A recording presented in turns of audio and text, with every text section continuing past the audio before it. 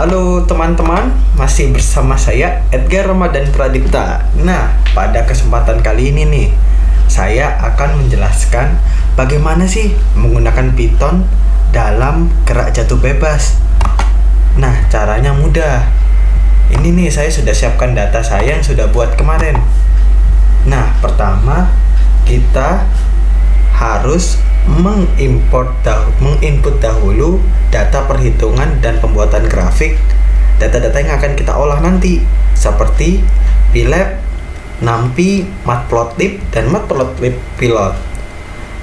Yang Matplotlib ini berfungsi sebagai pembentuk grafik dan diagram, sementara NumPy dan PyLab berguna sebagai perhitungan. Kemudian jangan lupa kita juga harus memasukkan data yang sudah diketahui oleh soal dalam gerak jatuh bebas ini. Sebenarnya dalam penggunaan Python ini berguna untuk mempermudah kegiatan manusia dalam sehari-hari. Jika kamu punya data yang lain mungkin dengan koefisien gesek udaranya beda, atau kamu memiliki ketinggian yang berbeda, kamu tinggal hanya menginput dan keluar data akhirnya. Nah, tapi kali ini berguna untuk mengakuratkan data. Seperti data awal yang diketahui adalah gravitasi adalah 9,81, dan kemudian koefisiennya adalah 0,47 karena proyektil saya anggap berbentuk lingkaran.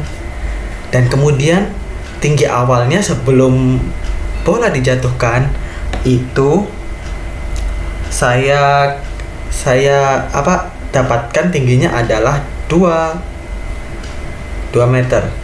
Dan kemudian setelah itu mari kita siapkan ruang variabel untuk perhitungannya.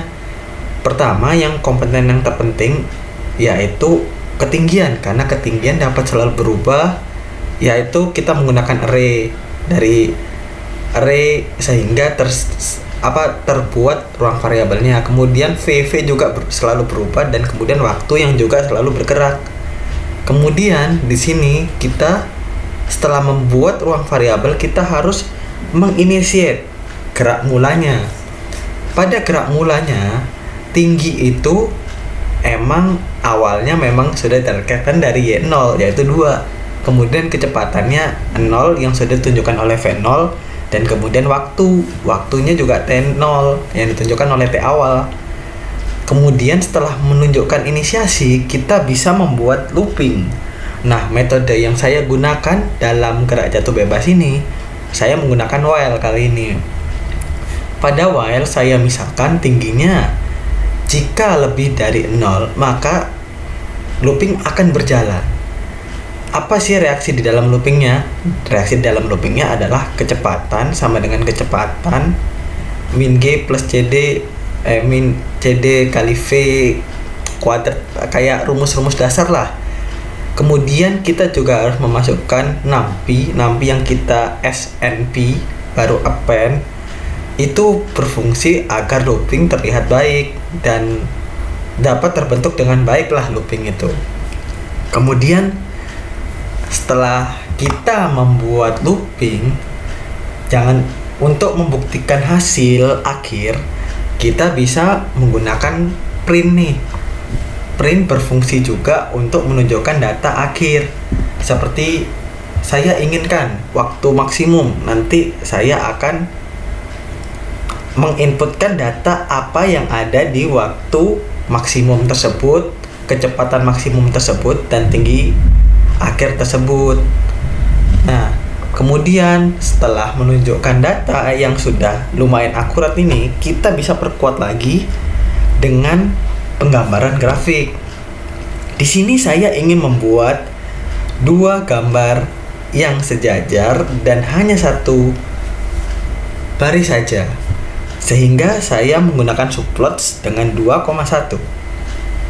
Kemudian saya juga ingin jarak antara gambar saya adalah 0,5, sehingga saya berikan HS space sama dengan 0,5 di sini.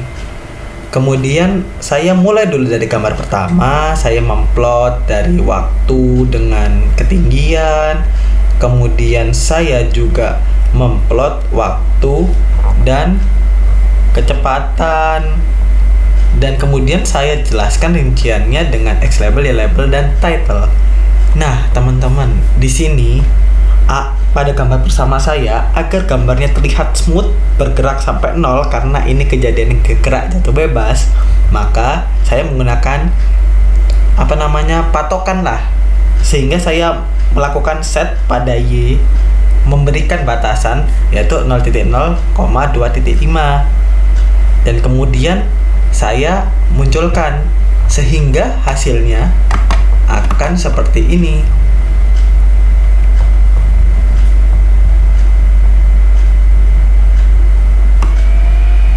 Nah, seperti ini gambarnya. Ini jangan dulu, ini dulu. Nah, di sini terlihat sangat jelas hasil akhir yang ditimbulkan dari gerak jatuh bebas tadi. Seperti ini hasilnya.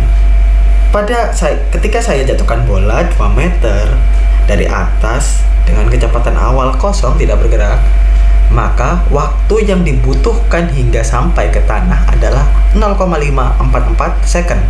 Dan kemudian kecepatan yang sesaat sebelum menyentuh tanah adalah minus 10,766 karena geraknya ke bawah gitu. Kemudian juga tinggi akhirnya bakal 0,1111, sehingga kita bisa lihat kan grafiknya seperti ini. Nah, pada grafik kan terlihat jelas nih, bola akan menurun seiring dengan waktu, berpindah ketinggian ke bawah seiring waktu, dan kemudian pada perubahan kecepatan dia akan menuju ke negatif karena dia juga ke bawah. Jadi sebenarnya grafik ini sudah menunjukkan gambar yang benar. Nah, sekian dari saya. Terima kasih atas melihat. Wassalamualaikum warahmatullahi wabarakatuh.